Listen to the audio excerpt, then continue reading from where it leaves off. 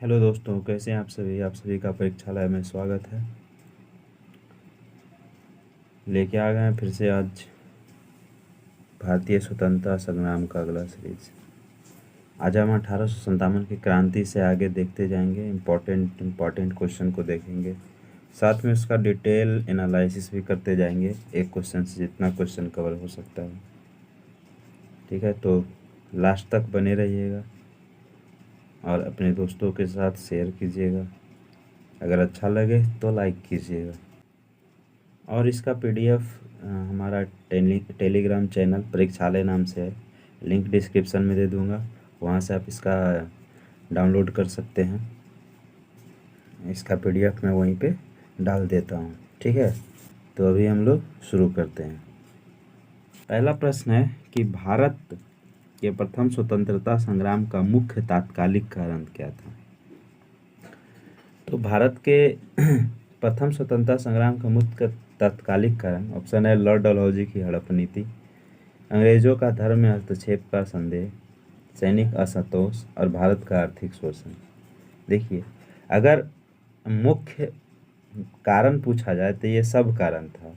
Lord Dalhousie का हड़प नीति भी था, धर्म में हस्तक्षेप भी था, सैनिक में असंतोष भी था और भारत के प्रति उसका आर्थिक शोषण भी था। लेकिन जिस टाइम 1857 में स्वतंत्रता संग्राम शुरू हुआ, उसका मुख्य अगर तत्कालिक कारण का बात करें तो उसमें मुख्य तात्कालिक कारण था अंग्रेजों का धर्म में हस्तक्षेप का संदेह। क्यों? तो उस टाइम क्या हुआ, दिसंबर 1856 में सरकार ने पुराने लोहे वाली बंदूक जो था ब्राउन बेस, उसके स्थान पे एनफील्ड राइफल का प्रयोग करने का निर्णय लिया। और एनफील्ड राइफल में क्या होता था कि इसमें कारतूस के ऊपरी भाग को मुंह से काटना पड़ता था। एक मतलब थैली होती थी, उसको मुंह से काट के उससे बारूद भरा जाता था। तो जनवरी 1857 में बंगाल सेना में यह अफवाह फैल गई कि चर्बी वाले कारतूस में गाय और सूअर के चर्बी है। सैनिक अधिकारियों ने यह अफवाह की जांच किए बिना तुरंत इसका खंडन कर दिया, किंतु सैनिकों के विश्वास हो गया था कि चर्बी वाले कारतूस का प्रयोग उनके धर्म को भ्रष्ट करने का एक निश्चित प्रयत्न है। यही भारत के प्रथम स्वतंत्रता संग्राम 1857 के विद्रोह का तत्कालीन कारण बन गया। तो इस तरह से हमारा ऑप्शन बी सही हो गया कि अंग्रेजों का धर्म में हस्तक्षेप का संदेह सारे सैनिकों में आ गया था, जिसके कारण सारे सैनिक विद्रोह कर देते हैं। ठीक है ना, चलते हैं अगले प्रश्न पे।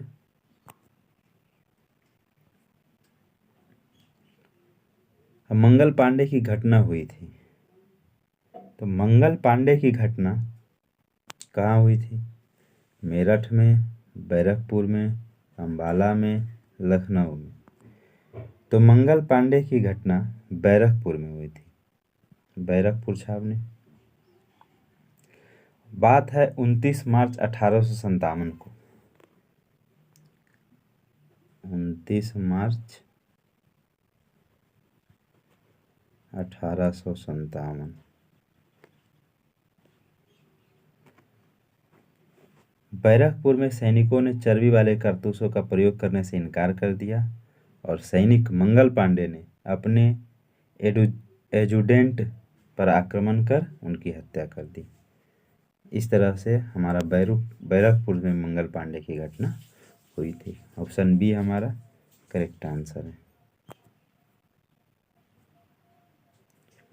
1857 के स्वतंत्रता संग्राम से संबंधित पहली घटना क्या थी?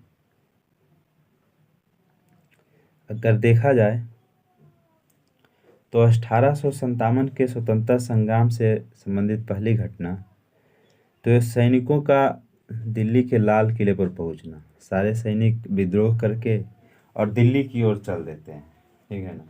और दिल्ली के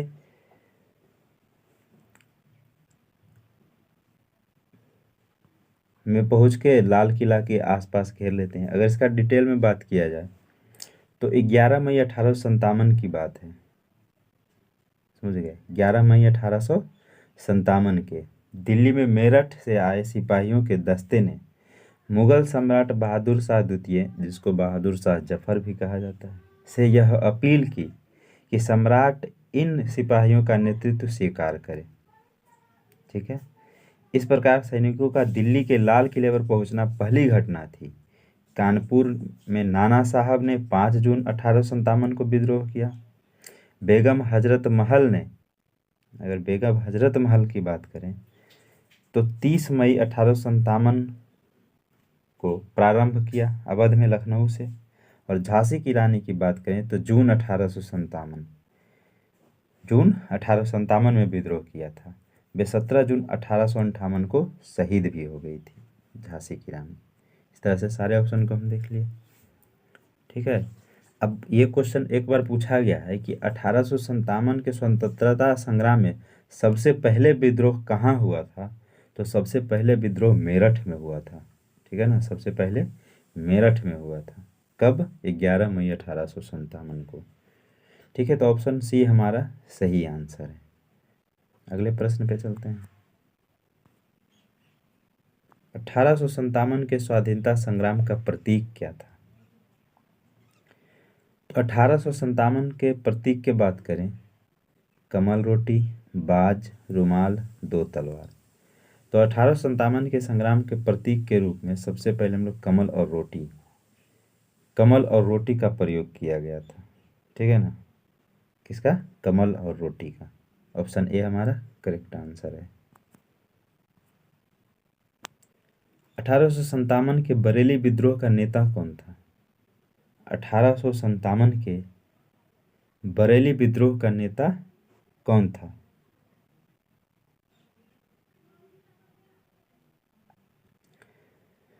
तो अगर देखा जाए, खान बहादुर खान, कुंवर सिंह, मौलवी अहमद शाह और बिरजिस कादिर, इन 4 ऑप्शनों में बरेली विद्रोह का नेता खान बहादुर खान थे। कौन थे? खान बहादुर खान। अगर बात किया जाए तो बरेली में रुहेलखंड में भूतपूर्व शासक के उत्तराधिकारी खान बहादुर खान ने 1857 के विद्रोह की रहनुमाई की। यद्यपि ब्रिटिश पेंशन पर गुजर बसर कर रहे खान बहादुर ने शुरू में इसमें कोई दिलचस्पी नहीं ली थी, किंतु विद्रोह के लहर फैलते ही उन्होंने खुद प्रशासन संभाल लिया और करीब 40,000 सैनिकों को संगठित कर अपनी मजबूत सेना बनाई और अंग्रेजों का कड़ा मुकाबला किया। मुगल सम्राट बहादुर शाह द्वितीय ने उन्हें वायसराय के पद पर नियुक्त किया था। इस पद पर अपने कार्यकाल के दौरान उन्होंने हिंदुओं और मुसलमानों के साथ समानता का व्यवहार किया और एक सुयोग्य राजनीतिक के गुणों का प्रदर्शन किया। ये खान बहादुर खान थे जिन्होंने बरेली विद्रोह का नेतृत्व किया था। ठीक है, ऑप्शन नंबर ए हमारा करेक्ट आंसर है। महारानी लक्ष्मीबाई की समाधि कहाँ स्थित है? तो महारानी लक्ष्मीबाई का जन्म वाराणसी में हुआ था। महारानी लक्ष्मीबाई का जन्म कहाँ हुआ था? वाराणसी में, जबकि इनकी मृत्यु ग्वालियर में हुआ था। और ग्वालियर में ही महारानी लक्ष्मीबाई की समाधि स्थल स्थित है। ठीक है, जन्म कहाँ हुआ था? वाराणसी।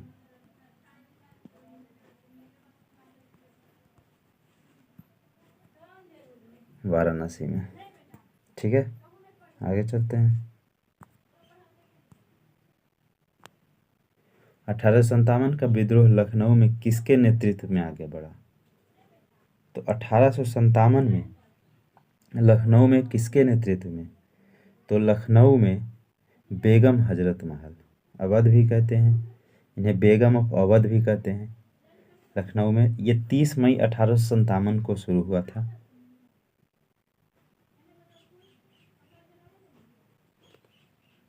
तीस मई 1857 बेगम हजरत महल ने इसे शुरू किया था। ठीक, कहाँ से? लखनऊ, जिसको अवध भी कहते हैं। से ऑप्शन ए हमारा सही है।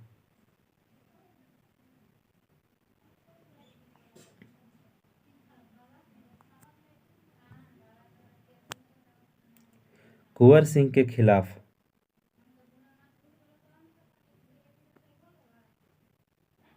कुंवर सिंह अंग्रेजों के खिलाफ 1857 के विद्रोह में किस जगह शामिल हुए थे? तो सबको पता है कि कुंवर सिंह आरा आरा के शेर।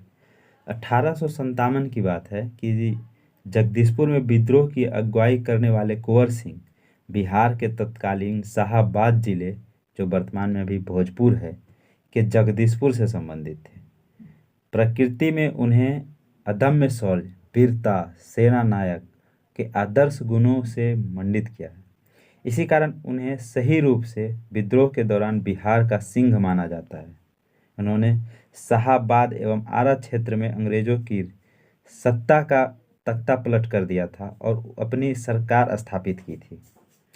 उन्होंने कानपुर पर संयुक्त आक्रमण के लिए नाना साहब के मदद हेतु कल्पी की ओर आगे बढ़े थे। वह विद्रोह की मशाल को रोहतास, मिर्जापुर, रीवा, बांदा, लखनऊ तक ले गए, जहां उनका अत्यंत सम्मानपूर्वक स्वागत किया गया। अपनी अंतिम सफलता के रूप में उन्होंने अपने गृहनगर जगदीशपुर के निकट अंग्रेजों को बुरी तरह पराजित किया। इसी युद्ध के दौरान कुंवर सिंह बुरी तरह से घायल हो जाते हैं और 26 अप्रैल 1858 को उनकी मृत्यु हो जाती है। कब? 26 अप्रैल 1858 उनकी मृत्यु हो जाती है। और उनके मृत्यु के बाद उनके भाई जो अमर सिंह थे, वो दिसंबर 1858 तक अंग्रेजों के विरुद्ध संघर्ष जारी रखते हैं। ठीक है, इस तरह से आरा में शुरू करते हैं। चलिए आगे चलते हैं। निम्नलिखित में से कौन असम में 1857 की क्रांति का नेता था? ऑप्शन है दीवान मनीराम, कंधपेश्वर सिंह, पुरंदर सिंह और पियाली बरुआ।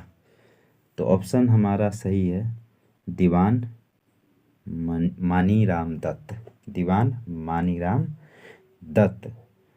असम में 1857 के क्रांति के समय वहाँ के दीवान मानीराम दत्त ने वहाँ के अंतिम राजा के पौत्र कंदपेश्वर सिंह को राजा घोषित किया था। ये कंदपेश्वर जी सिंह थे ना, इसको राजा घोषित किया था दीवान मनीराम दत्त। राजा घोषित करके विद्रोह शुरुआत की, परंतु सिख ही विद्रोह का दमन करके मनीराम को फांसी दे दी जाती है। ठीक है, इसलिए ऑप्शन ए हमारा सही आंसर है। असम में 1857 के क्रांति का नेता दीवान मनीराम दत्त थे। चलिए आगे चलते हैं।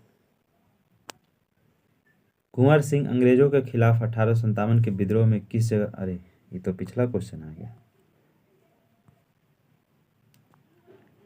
1857 के विद्रोह में निम्न में से कौन संबद्ध नहीं था? अगर देखा जाए तो बेगम हजरत महल, ये तो लखनऊ से थे और 1857 के विद्रोह में संबंधित थे। और अगर कुंवर सिंह का बात करें तो कुंवर सिंह भी आरा से थे, जगदीशपुर से, और 1857 के विद्रोह में इन्होंने किया था। और मौलवी अहमदुल्लाह की बात करें तो ये फैजाबाद से 1857 में भाग लिए थे। लेकिन अगर बात करें उधम सिंह को तो ये 1857 से संबंधित नहीं है। ये पंजाब के क्रांतिकारी थे और जालियांवाला बाग हत्याकांड का बदला लेने के लिए इन्होंने पंजाब के गवर्नर जो उस टाइम था माइकल ओडायर को लंदन में मार्च 1940 में हत्या कर दी थी। ये सब 1857 के लोग हैं। और ये कहाँ, जालियांवाला बाग हुआ था 1919 में, और उधम सिंह उसका बदला ले रहे हैं 1940 में। लगभग बोले तो 90 साल का फर्क है। तो उधम सिंह 1857 के विद्रोह में सम्मिलित नहीं थे, बाकी ये तीनों थे। उधम सिंह 1940 में जनरल ओडायर की हत्या कर देते हैं लंदन में। उसके बाद इसके लिए इनको गिरफ्तार करके मृत्यु दंड भी दिया जाता है। तो हमारा ऑप्शन सी प्रश्न के अकॉर्डिंग सही है। ठीक है, आगे चलते हैं। भारत में शिक्षित मध्य वर्ग ने क्या किया था? अगर शिक्षित मध्य वर्ग की बात करें तो 1857 के विद्रोह का विरोध किया था, 1857 के विद्रोह का समर्थन किया था, या 1857 के विद्रोह से तटस्थता बनाए रखी या देशी शासकों के विरुद्ध युद्ध किया था। तो भारत के शिक्षित मध्यम वर्ग जो थे, जो 1857 के विद्रोह से तटस्थता बनाए रखी थी, सम्मिलित नहीं हुए थे।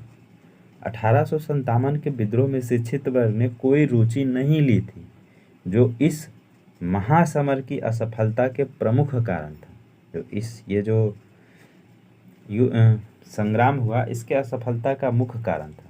विद्रोही जिस प्रकार अंधविश्वासों का उपयोग करते या प्रगतिशील सामाजिक उपायों का विरोध करते थे, उससे शिक्षित भारतीय उनसे बिदक कर दूर हो गए। शिक्षित भारतीय देश का पिछड़ापन दूर करना चाहते थे। उनके मन में यह गलत विश्वास भरा था कि अंग्रेज आधुनिकीकरण का यह काम पूरा करने में उनकी सहायता करेगा। उन लोग को लगता था कि अंग्रेज जो है उनको आधुनिकीकरण करके देंगे, भारत को एक नया भविष्य देंगे। इस कारण से वो युद्ध से दूर रहते थे। जबकि जमींदार, पुराने शासकों और सरदारों का तथा दूसरे सामंती तत्वों के नेतृत्व में लड़ने वाले विद्रोही देश के पीछे ले जाएंगे, ऐसा उनको लगता था। कुछ समय बाद ही शिक्षित भारतीयों ने अपना अनुभवों से जाना कि विदेशी शासक देश का आधुनिकीकरण करने में न सिर्फ असमर्थ साबित हुए, बल्कि उन्हें गरीब और पिछड़ा बनाए रखा। इस मामले में 1857 की क्रांति अधिक दूरदर्शी सिद्ध हुई थी। ठीक है ना। तो मध्यम जो शिक्षित वर्ग लोग थे, वो लोग 1857 के विद्रोह से अलग थलग रहे। इस तरह से हमारा ऑप्शन सी सही है।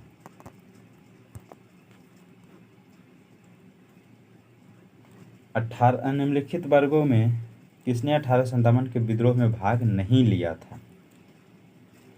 तो भाग नहीं लिया था, उसमें था साहूकार और जमींदार। देखिए, खेतिहर मजदूर तो भाग लेंगे ही, और कृषक, किसान और मजदूर। कारण कि इन दोनों लोग को तो ही सताया जाता था। बाकी साहूकार और जमींदार क्यों भाग लेंगे? ये लोग तो सताने वाले में से थे। इन लोगों को तो फायदा मिल ही रहा था कहीं ना कहीं। तो खेतिहर मजदूर और कृषक, जो किसान थे और जो मजदूर थे, इन्होंने भाग लिया था। इसलिए 1 और 3 सही है इस हिसाब से। तो ऑप्शन है ना है।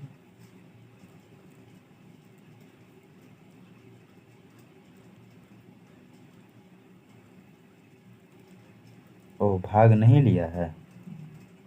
अच्छा, भाग नहीं लिया है अगर पूछ रहा है तो 2, 1 और 3 हो जाएगा। 1 और 4 हो जाए, 2 और 4 हो जाएगा ना। इस तरह से ऑप्शन डी भाग नहीं लिए थे साहूकार और जमींदार। बाकी खेतिहर मजदूर और कृषक भाग लिए थे। ऑप्शन नंबर डी हमारा करेक्ट आंसर है।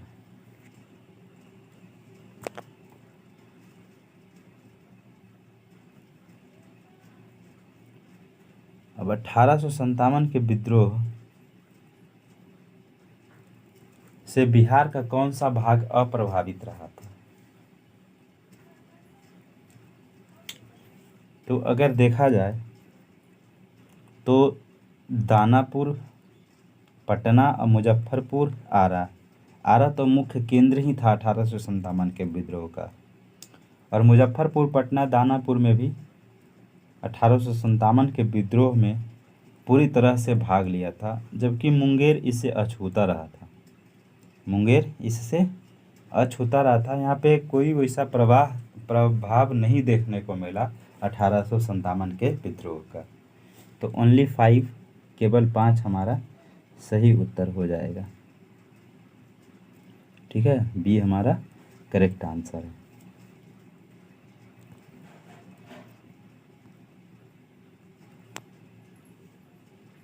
अब सूची 1 को सूची 2 से मिलाना है। कौन कहाँ से, कौन से क्षेत्र से 1857 के विद्रोह में भाग लिए थे?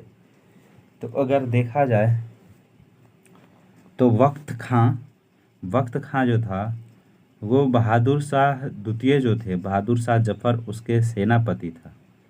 तो इस तरह से वक्त खां दिल्ली से, मौलवी अहमदुल्ला अवध से, कुंवर सिंह आरा से, और नाना साहब कानपुर से। तो इस तरह से देखा जाए तो ए का 4, ये दोनों ऑप्शन कट जाएंगे। बी का 1, बी का 1, हमारा ऑप्शन सी करेक्ट आंसर हो जाएगा। ठीक है। बख्त खां दिल्ली से, मौलवी अहमदुल्ला अवध से, और कुंवर सिंह आरा से, और नाना साहब कानपुर से 1857 के विद्रोह में सम्मिलित हुए थे। इस तरह से ऑप्शन सी हमारा करेक्ट आंसर हो जाएगा। 1857 के विद्रोह में बैरकपुर में कौन ब्रिटिश कमांडिंग ऑफिसर था?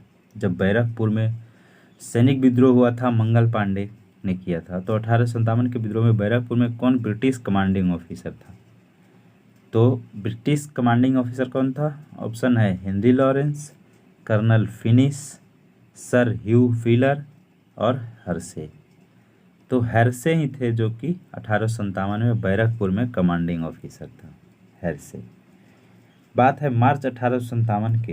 यहाँ 34वीं बंगाल नेटिव इन्फेंट्री के सिपाही मंगल पांडे के विद्रोह के समय बैरकपुर में lieutenant general sir John Bennett Hershey, इनका नाम क्या है? Sir John Bennett Hershey commanding officer थे। ये सब भी याद रखिएगा। पूछ देता है मंगल पांडे कैमी बटालियन में थे, तो 34वीं बंगाल नेटिव इन्फेंट्री ये बटालियन का नाम है, 34वीं बंगाल नेटिव इन्फेंट्री, बैरकपुर। ठीक, चलते हैं अगले प्रश्न पे। 1857 में किसने इलाहाबाद को आपातकालीन मुख्यालय बनाया था?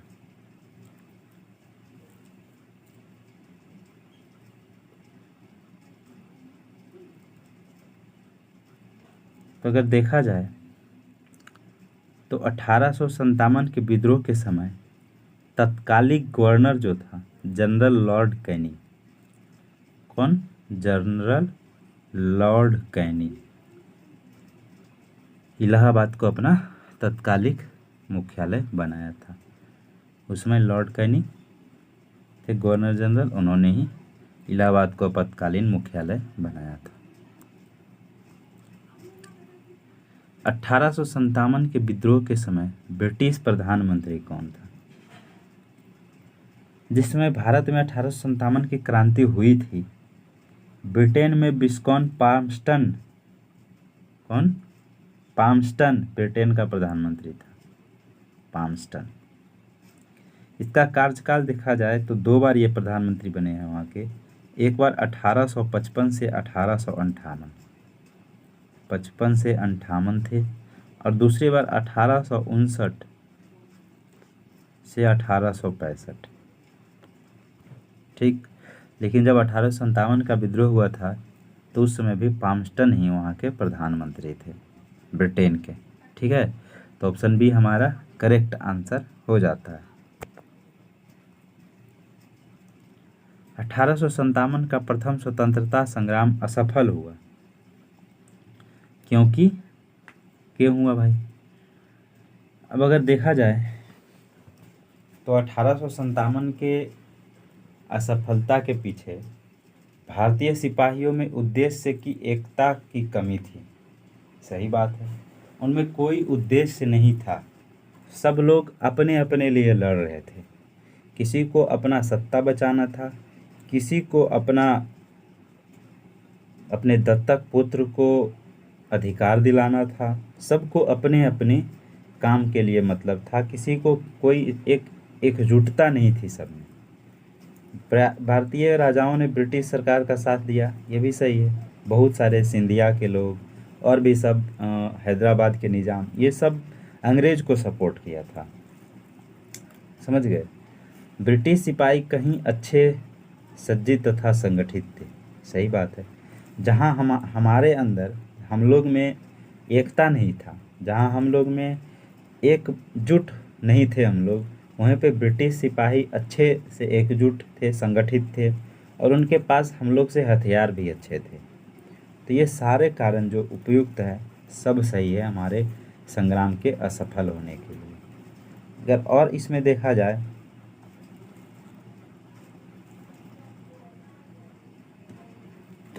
क्या देख सकते हैं?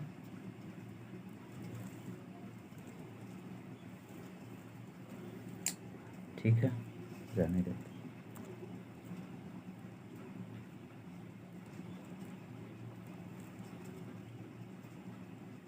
आधुनिक इतिहासकार जिसने 1857 के विद्रोह को स्वतंत्रता की पहली लड़ाई कहा था। ऑप्शन है RC. Majumdar, SN. Sen, VD. Savarkar और अशोक मेहता। तो अगर आधुनिक इतिहासकार की बात करें तो ये वी.डी. सावरकर थे। वी.डी. सावरकर थे जिन्होंने अपनी पुस्तक the Indian war of independence 1857, पुस्तक का क्या नाम है? The Indian war of independence 1857 के विद्रोह को सुनियोजित स्वतंत्रता संग्राम की संज्ञा दी थी। इन्होंने इसे स्वतंत्रता की पहली लड़ाई कहा था। तो ये वी.डी. सावरकर थे जिन्होंने 1857 के विद्रोह के स्वतंत्रता की पहली लड़ाई कही थी। देखिए, अगर आगे बढ़ें तो नील कृषकों की दुर्दशा पर लिखी गई पुस्तक नील दर्पण के लेखक कौन थे? अगर नील दर्पण की बात करें तो इसके लेखक थे दीनबंधु मित्र। दीनबंधु मित्र ने अपने पुस्तक नील दर्पण में नील कृषकों के दुर्दशा पर लिखा था। ठीक है, कौन थे?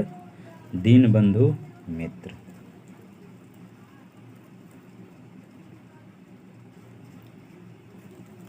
आगे बढ़ते हैं। वंदे मातरम गीत किसने लिखी थी? तो बात वंदे मातरम की करें, इसका सही आंसर है बंकिम चंद्र चटर्जी। वंदे मातरम जो गीत है बंकिम चंद्र चटर्जी की प्रसिद्ध एक कृति है जिसका नाम है आनंद मठ, और उसी आनंद मठ से वंदे मातरम लिया गया है।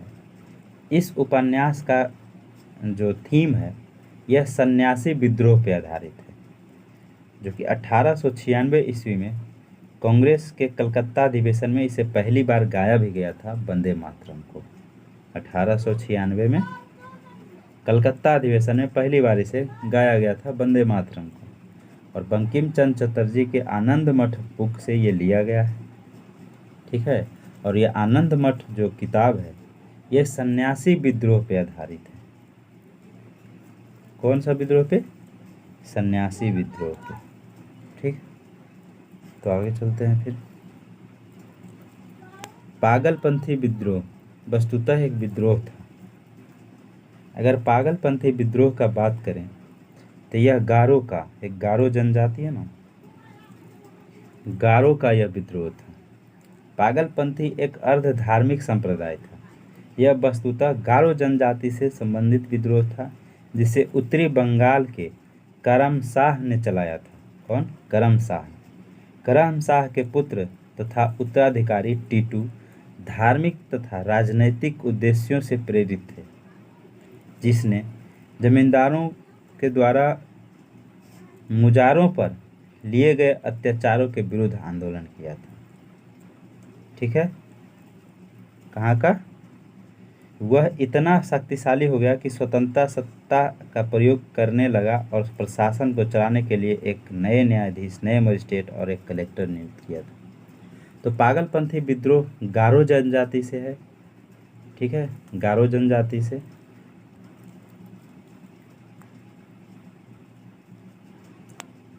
उलगुलान विद्रोह किससे जुड़ा हुआ है? बहुत अच्छे से जानते हैं हम लोग उलगुलान। ये बिरसा मुंडा का विद्रोह था। उलगुलान, बिरसा मुंडा। बिरसा मुंडा को लोग धरती आबा भी कहते थे। अब धरती आबा का मतलब होता है जगत पिता, और इन्होंने इस विद्रोह का नाम उलगुलान दिया। यह विद्रोह का अवधि का सर्वाधिक प्रसिद्ध आदिवासी विद्रोह था। यह सबसे ज़्यादा प्रसिद्ध आदिवासी विद्रोह था उलगुलान। ठीक है, मुंडा जो था उसके पारंपरिक सामूहिक खेती वाली भूमि व्यवस्था खूंट कट्टी या मुंडारी के जमींदारी या व्यक्तिगत भू स्वामित्व वाली भूमि व्यवस्था में परिवर्तन के विरुद्ध मुंडा विद्रोह की शुरुआत हुआ था। जब इन लोगों के भूमि व्यवस्था खेती सामूहिक खेती वाली इसमें जब हस्तक्षेप हुआ तब इन्होंने विद्रोह शुरू किया था। लेकिन कालांतर में बिरसा ने इस धार्मिक राजनीतिक आंदोलन का रूप प्रदान किया। मुंडा आदिवासियों का विद्रोह ये लगभग 1899 से 1900 के बीच में शुरू हुआ था। 1895 ईस्वी में बिरसा ने अपने आप को भगवान का दूत घोषित किया था। हजारों मुंडाओं का नेता बन गए उन्होंने कहा कि दिकुओं यानी जो गैर आदिवासी है उसको दिकू बोलते थे से हमारी लड़ाई होगी और उनके खून से जमीन इस तरह लाल होगी जैसे लाल झंडा।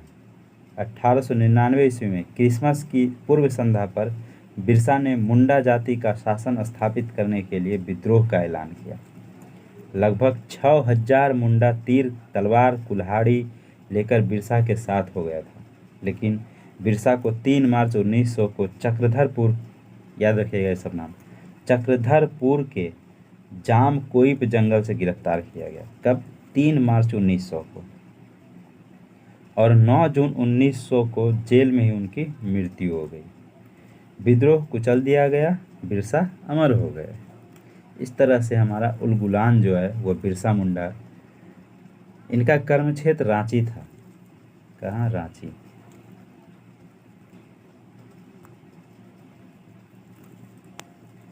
और आगे देखें तो नेशनल काउंसिल ऑफ एजुकेशन की स्थापना कब हुई थी? नेशनल काउंसिल ऑफ एजुकेशन, इसका स्थापना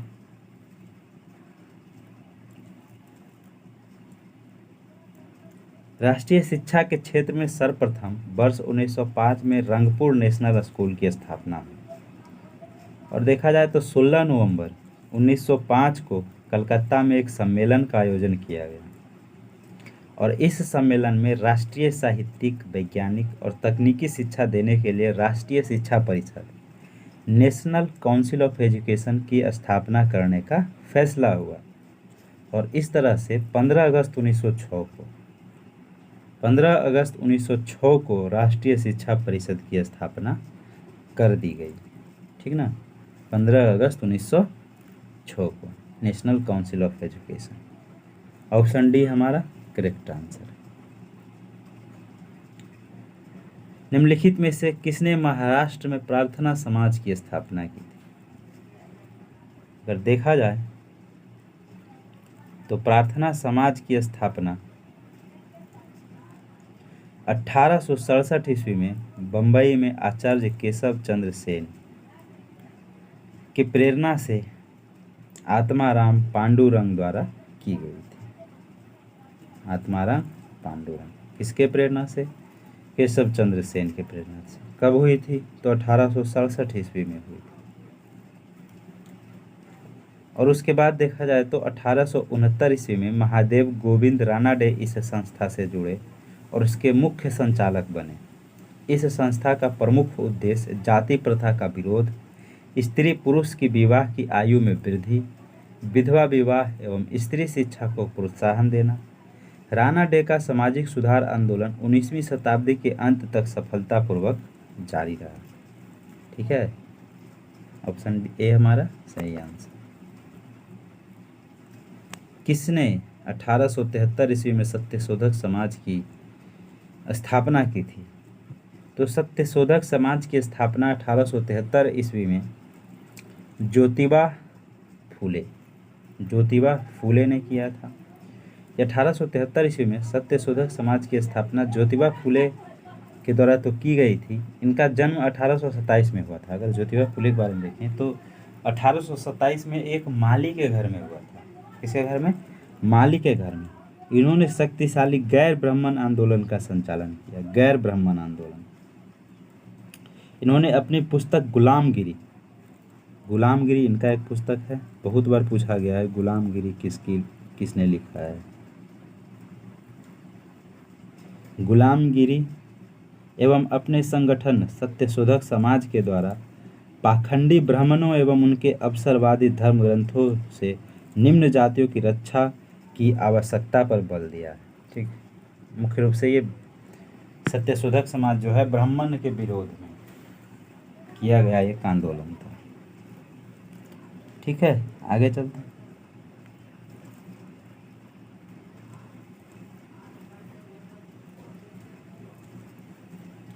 गोपाल कृष्ण गोखले ने किस वर्ष में भारत सेवक मंडल सर्वेंट ऑफ इंडिया सोसाइटी की स्थापना की? बहुत बार ये क्वेश्चन पूछा गया है कि सर्वेंट ऑफ इंडिया सोसाइटी के संस्थापक कौन है। तो ये गोपाल कृष्ण गोखले ने 1905 ईस्वी में किया था। कब किया था? 1905 ईस्वी में। कहाँ किया था? तो पूना में। जिसका उद्देश्य भारत सेवा के लिए प्रचारक तैयार करना था और संवैधानिक रूप से भारतीय जनता के सच्चे हितों का प्रोत्साहित देना था। इस मंडल ने वी श्रीनिवास शास्त्री, जी के देवधर, एन.एम. जोशी, पंडित हृदय नाथ कुंजरू जैसे महान समाज सेवक पैदा किए। M.C. सीतलवाड़, B.N. राव तथा अल्लादी कृष्णन अय्यर इसके प्रख्यात सदस्य थे। ये सर्वेंट ऑफ इंडिया सोसाइटी के कुछ प्रमुख नेता थे। इसका स्थापना 1905 में पुणे में कौन किए थे? गोपाल कृष्ण गोखले। आगे चलते हैं। अब देखिए आगे भारतीय राष्ट्रीय कांग्रेस के संस्थापक कौन थे। तो देखा जाए तो भारतीय राष्ट्रीय कांग्रेस के संस्थापक A.O. ह्यूम ने किया था। अगर A.O. ह्यूम का पूरा नाम देखा जाए तो एलन एक्टेवियन ह्यूम बोला जाता है और ये भारतीय सिविल सेवा के सेवानिवृत्त ब्रिटिश अधिकारी थे। 1884 ईस्वी में इन्होंने भारतीय राष्ट्रीय संघ इंडियन नेशनल यूनियन की स्थापना की थी। पहले जो है भारतीय राष्ट्रीय कांग्रेस, इसका नाम था इंडियन नेशनल यूनियन और इसका 1884 में A.O. ह्यूम ने स्थापना की थी, जो कि भारतीय राष्ट्रीय कांग्रेस का अग्रदूत था। कलकत्ता, बम्बई तथा मद्रास का दौरा करने के उपरांत इन्होंने यह घोषणा की कि दिसंबर 1885 में भारतीय राष्ट्रीय संघ का एक सम्मेलन पुणे में आयोजित किया जाएगा, जिसमें तीनों महाप्रांतों के सभी भागों को शिक्षित प्रतिनिधि सम्मिलित होंगे। लेकिन उस टाइम पुणे में क्या हो गया? हैजा फैल जाने के कारण सम्मेलन का स्थान बदल दिया गया और इसका स्थान कर दिया तेजपाल संस्कृत महाविद्यालय बम्बई। अब वहीं पे भारतीय राष्ट्रीय संघ का पहला अधिवेशन 28 दिसंबर 1885 की हुई।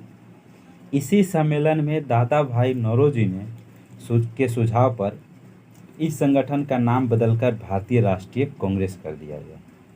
इस तरह से भारतीय राष्ट्रीय कांग्रेस का ये इतिहास है थोड़ा सा, किस तरह से इनका नाम पड़ा और इसका संस्थापक A.O. ह्यूम को माना जाता है।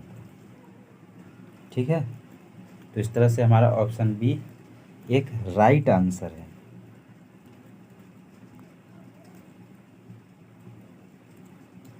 भारतीय राष्ट्रीय कांग्रेस के दूसरे अधिवेशन की अध्यक्षता किसने की?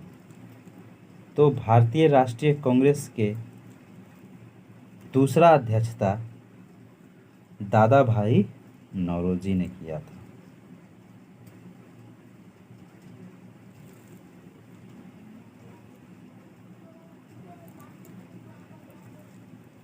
यह 1886 में हुआ था। 85 में पहला, तो 1886 में दूसरा हुआ और ये कलकत्ता में हुआ था। कलकत्ता में हुआ था 1886 में। अध्यक्षता दादा भाई नौरोजी और दूसरा अधिवेशन था। ठीक है ना। अब कमेंट करके आप बताइए, तो 1886 में दादा भाई नौरोजी ने पहली बार कांग्रेस के अध्यक्षता की थी। इसके अलावा उन्होंने और भी अध्यक्षता की है, तो आप बताइएगा कमेंट में कि इसके अलावा उन्होंने कब किया है अध्यक्षता और कहाँ पे किया है, ये आपको कमेंट में बताना है। ठीक है, अगले प्रश्न पे चलते हैं। भारतीय राष्ट्रीय कांग्रेस के सर्वप्रथम मुस्लिम अध्यक्ष कौन थे? भारतीय राष्ट्रीय कांग्रेस के सर्वप्रथम मुस्लिम अध्यक्ष का बात करें तो वो थे बदरुद्दीन तैयब। कौन थे? बदरुद्दीन तैयब। ये भारतीय राष्ट्रीय कांग्रेस के पहले मुस्लिम अध्यक्ष बने। ये भारतीय राष्ट्रीय कांग्रेस के 27 से 30 दिसंबर 1887 यानी तीसरा 85, 86, 87, 1887 मद्रास में संपन्न हुए तीसरे अधिवेशन की अध्यक्षता किए थे। कहाँ? मद्रास। बदरुद्दीन तैयब ओवरऑल देखा जाए तो तीसरा, और अगर देखा जाए तीसरा अध्यक्ष हैं ये, और अगर ऐसे देखा जाए तो मुस्लिम अध्यक्ष में तो ये पहले मुस्लिम अध्यक्ष थे। ऑप्शन डी हमारा करेक्ट आंसर है। ठीक है, तो इतना ही क्वेश्चन था, लगभग 30 क्वेश्चन था। हमने सबको ही बहुत ही विस्तृत रूप से देखे हैं, तो आप लोग प्लीज़ पूरा वीडियो देखे हैं तो थैंक यू। और अगर नए हैं चैनल पे तो सब्सक्राइब कीजिए, दोस्तों के साथ भी शेयर कीजिए, वीडियो को लाइक कीजिए। देखते तो हैं सब लेकिन लाइक कम करते हैं, क्यों? अच्छा नहीं लगता है क्या? इसका PDF मैं डाल दूँगा, पिछले 2 दिन का भी PDF नहीं डालूँगा, आज सब का PDF डाल दूँगा हमारा चैनल पे। चैनल का लिंक डिस्क्रिप्शन में दे दिया हूँ, परीक्षा रहे नाम से है चैनल, तो वहाँ पे PDF आपको मिल जाएगा। फिर मिलते हैं अगले सेशन में, जब तक के लिए जय हिंद।